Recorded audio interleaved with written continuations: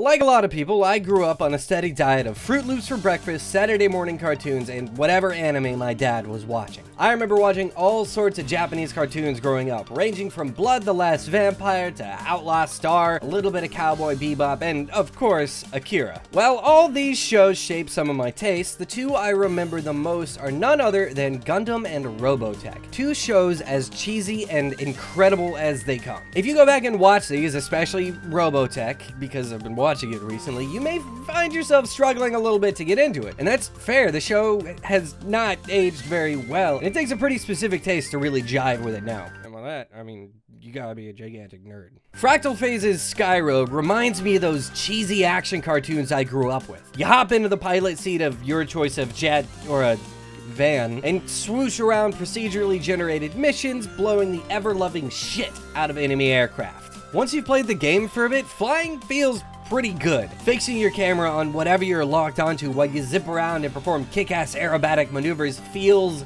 damn cool. The sound effects are straight out of an 80s, 90s anime, and while the missions are pretty samey, there's a decent base here for something incredible. The game's current beta build doesn't really have a whole lot to it. You can unlock new weapons or jets, and the interface for that's kinda messy. You can play with another person locally through split screen, and you can toss in any of the user-created jets from the Steam Workshop, but the core gameplay is still pretty plain. That said, Skyrogue has come a long way since its alpha, and I'm sure that eventually it'll find that spark, something that it really needs to make it stand out, to really make it special. I'd love to be able to play this with more than just one other player, and I think some kind of versus modes would really spice things up, especially if online ever got added. Flying around in a 2v2 dogfight against your friends sounds like a blast, and that alone would add worlds of replayability and variety and value to Skyrogue and what it's doing. I also think that more missions based around targeting ground units would be really great. If the enemy AI were smarter and did more aerobatic maneuvers, that'd be really awesome too. I played for a couple hours today and I didn't really once have to blow something up on the ground. I know that you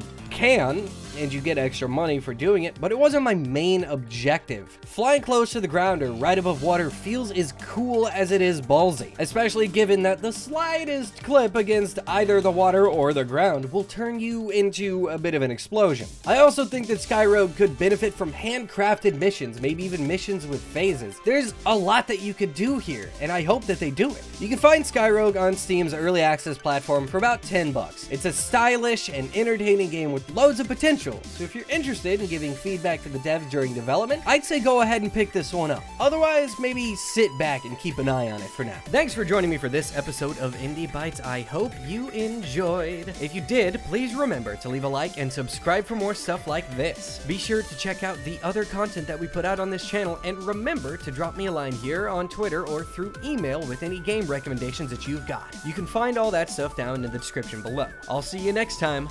Bye!